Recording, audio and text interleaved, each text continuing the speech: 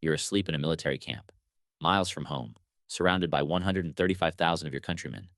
The air is cold and still. The only sound is the murmur of the sentries changing guard. Then, the night shatters. Not with one sound, but with hundreds at once. A percussive crash like pottery exploding, followed by the deafening, dissonant blast of trumpets from every direction. Your eyes fly open, but all you see is darkness punctuated by hundreds of disembodied torches, appearing from nowhere, encircling you completely. You have no idea what's happening, where the attack is coming from, or how large the enemy force is. All you know is chaos and blinding fear. This isn't a hypothetical scenario. This was the reality for the Midianite army. And the terror they felt wasn't an accident. It was a weapon, meticulously designed and deployed by a force of just 300 men. The story of Gideon is often told as a simple miracle, a divine magic trick. But when you look closer, you see something far more gritty and brilliant. You see a masterclass in psychological warfare, orchestrated by God, that weaponized the very biology of human fear to make a massive army defeat itself. For years, the Midianites had oppressed Israel, swarming their lands like locusts, destroying their crops, and driving them into hiding. When God called a man named Gideon to deliver his people, the odds were impossible. Gideon gathered an army of 32,000 men. A respectable force, but still hopelessly outnumbered. But then God gives a command that makes no strategic sense. He says, as recorded in Judges, chapter 7, verse 2, "The people with you are too many for me to give the Midianites into their hands, lest Israel boast over me, saying, my own hand has saved me." God systematically shrinks Gideon's army. First, he tells Gideon to send home anyone who is afraid. 22,000 men leave. Then, through a strange test at a spring of water, he reduces the force to its final number, 300 men. 300 men against 135,000, a ratio of 450 to 1. The plan God gives Gideon isn't about swords and shields. It's about acoustics and perception. Each of the 300 men is given a ram's horn, an empty clay pitcher, and a torch to hide inside it. They are to surround the enemy camp in the dead of night, and on Gideon's signal, do three things at once: blow the horns, smash the pitchers, and hold up the torches. To understand why this works so devastatingly, you have to understand what happens to the human brain when it's jolted from sleep into a state of mortal terror. The attack was timed for the beginning of the middle watch, just after a new set of guards had taken their posts. Most of the camp was in deep sleep. Waking suddenly to a perceived threat bypasses rational thought and triggers the amygdala, the brain's primal fear center. Clinical psychologist Dr. Zachary Sikora describes this as a pure survival response. Your body is instantly flooded with adrenaline and cortisol.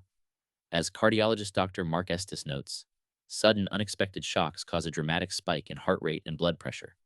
Blood is diverted from your organs to your muscles. Your pupils dilate. You are physically primed for fight or flight. But crucially, in this state of panic, the cerebral cortex, the part of your brain responsible for reason and judgment, is severely impaired. You can't think clearly. You just react. Now, imagine what the Midianite soldiers experienced. They weren't just woken up, they were subjected to a perfectly engineered sensory overload. Health psychologist Dr. Grace Torek explains that sensory overload is when input from your senses becomes so overwhelming that it triggers a physiological stress response. You experience confusion, anxiety, and a total inability to concentrate. The Midianites were hit with three overwhelming stimuli at once. First, the sound. The shattering of 300 clay pots in a silent valley would have sounded like an explosion. It's a sharp, percussive, alarming sound. Immediately following, this was the blast of 300 trumpets. This wasn't a coordinated melody. It was a wall of terrifying, dissonant noise coming from all directions. This creates a powerful auditory illusion. The human brain, especially when disoriented in the dark, can't pinpoint 300 individual sound sources. Instead, it perceives a massive surrounding army. Second, the sight. From absolute darkness to 300 points of light appearing simultaneously. In the flickering, chaotic torchlight, every shadow moves. Every man is a potential enemy. With their reasoning brains offline, they couldn't assess the situation. All they perceived was an immense force that had somehow breached their defenses and surrounded them completely. Finally, the cry. A sword for the Lord and for Gideon. This wasn't just a battle cry. It was a trigger for mass panic. In a large, disorganized group, panic is contagious. Research from the Max Planck Institute by scientists like Mehdi Moussaïed shows that under high stress, individuals are heavily influenced by group signals. They stop thinking for themselves and are swept up in a herd mentality. One terrified soldier, seeing another running, assumes the danger is real and starts running himself. This is exactly what the biblical account describes. Judges chapter 7, verses 19 through 22 gives us the play-by-play. And they blew the trumpets and smashed the jars that were in their hands. They held in their left hands the torches, and in their right hands the trumpets to blow. And they cried out, "A sword for the Lord and for Gideon." Every man stood in his place around the camp, and all the army ran. They cried out and fled. When they blew the 300 trumpets, the Lord set every man's sword against his comrade and against all the army. The Midianites destroyed themselves. In the darkness and confusion, fueled by a primal fear response and sensory overload, they couldn't tell friend from foe.